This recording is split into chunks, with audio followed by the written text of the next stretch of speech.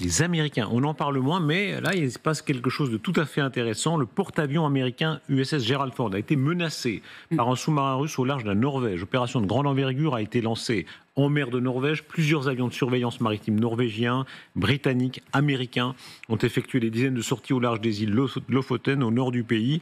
Des navires de lutte anti-sous-marine ont aussi été déployés. Amiral Bichot, expliquez-nous là pourquoi cette zone-là est aussi cruciale et pourquoi il y a cette espèce de provocation à cet endroit-là.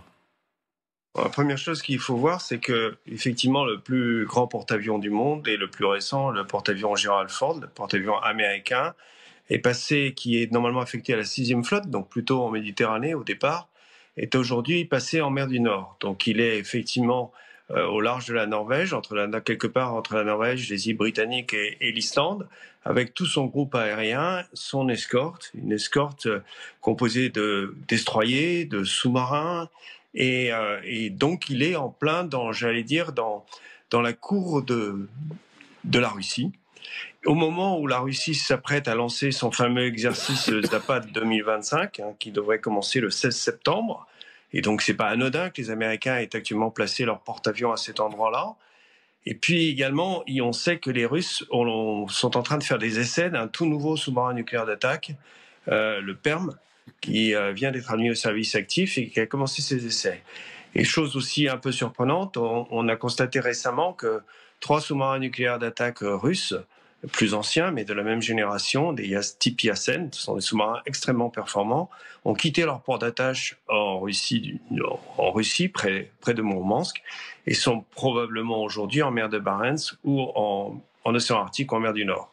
Peut-être même que l'un d'entre eux, le plus récemment admis au service actif, est en train d'essayer de passer entre l'Islande et le Royaume-Uni pour aller plus au sud, pourquoi pas à Cuba par exemple.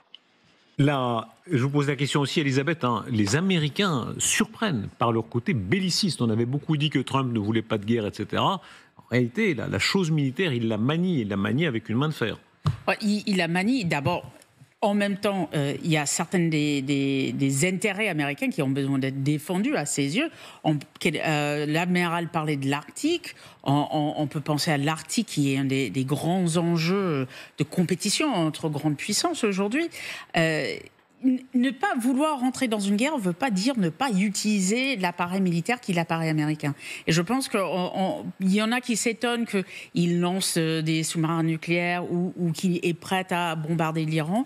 Je pense quand les enjeux et les intérêts américains sont importants, il est prêt à l'utiliser. Ça ne veut pas dire rentrer dans l'art de la carotte et du bâton. Trump, on va l'entendre, il peut être très arrangeant avec Poutine, mais il lui montre en même temps la main de fer, de la même façon qu'il lui montrait les B-2 dans le ciel. Mais il est schizophrène. Enfin, c'est de la schizophrénie. Ouais, c'est le bon sens en même temps. C'est pas médical. Mais je veux dire, dans ce cadre-là, oui, il arrive à faire les deux en même temps.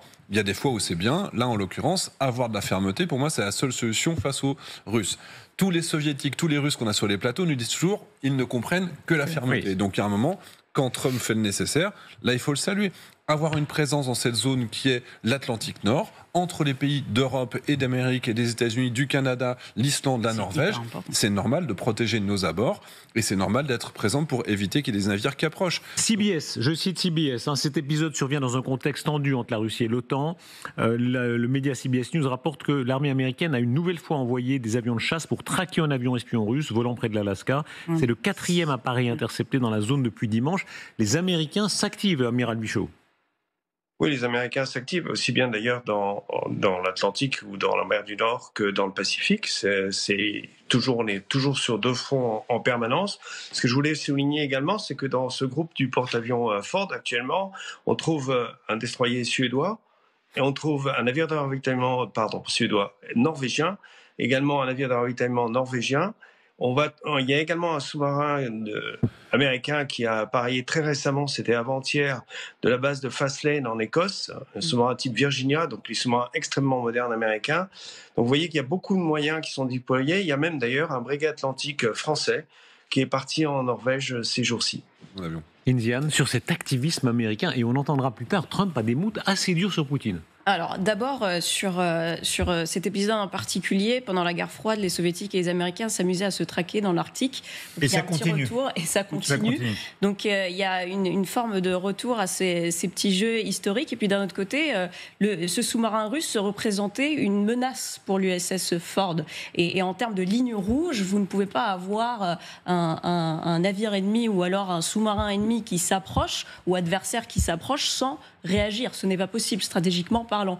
Donc c'était un coup de force. C'est à la fois de la part de la Russie la preuve qu'elle a confiance, assez confiance en tout cas pour se rapprocher de l'USS Ford, alors que normalement elle ne devrait pas. Et d'un autre côté, l'OTAN et les États-Unis sont assez forts pour rappeler qu'en réalité, ils sont toujours cette première puissance militaire au monde et ils sont capables d'être fermes. Mais c'est pas du tout contradictoire, c'est même tout à fait logique. Vous pouvez négocier, avoir envie d'utiliser la carotte tout en même temps et d'utiliser en fait le bâton et rappeler à la Russie que la puissance américaine existe toujours. Sur l'art de Trump, n'est-ce pas, c'est quand même très frappant, c'est-à-dire tous les lieux communs du genre, il veut se retirer de l'Europe. Non, en même temps, l'Europe est pour lui un enjeu stratégique très important et il le montre.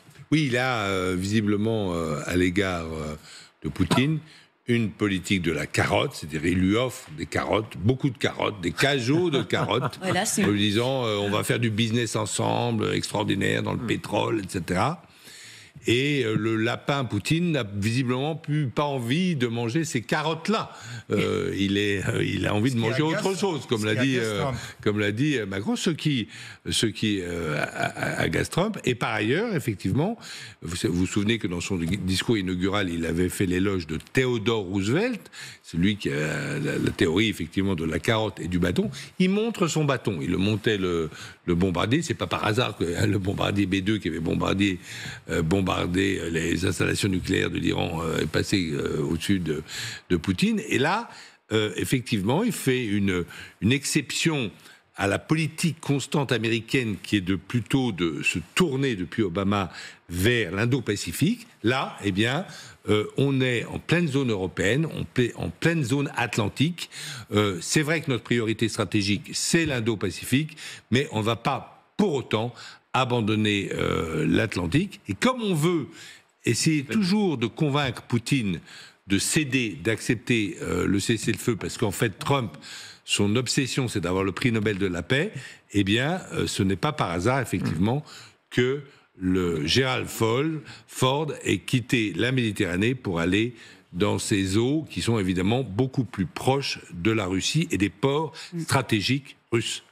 Mais vous savez, il y a un paradoxe avec cette histoire parce que, en fait, on peut comprendre que c'est une agression en fait envers les États-Unis qui leur offre des carottes. Donc en fait, c'est antinomique. En fait, c'est pas logique du tout. C'est au contraire, il devait se calmer. Poutine ne le fait pas parce que je vous rappelle, et ça c'est quelque chose qui revient constamment dans nos débats, c'est que Poutine ne conserve de la superpuissance que la force stratégique.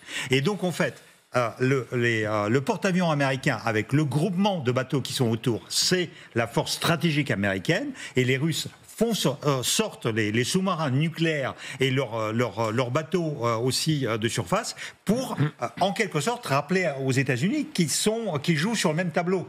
Et donc, en fait, ça arrange les deux pays, en quelque sorte. En fait, c'est les deux montrent les muscles et Poutine montre ses muscles stratégiques qu'en Ukraine, il ne peut pas montrer. En fait, il est en échec en Ukraine. Et la seule chose qui lui reste encore face à Trump, c'est de montrer les muscles stratégiques. Sur la politique étrangère de Trump, je pense qu'elle s'inspire beaucoup de la doctrine Colby, Elbridge Colby, qui est un peu ce cerveau, cet intellectuel de l'America First, Amérique d'abord, appliqué aux affaires étrangères. Et en fait, ce que dit Colby, il a écrit un super livre en 2021, super pour comprendre sa façon de voir les choses et pour comprendre la politique d'aujourd'hui au sein de la Maison-Blanche. Ce qu'il a dit, c'est qu'aujourd'hui, au XXIe siècle, la guerre, elle ne sera plus asymétrique, la guerre ne sera plus non conventionnelle, mais ce sera une guerre entre grandes puissances.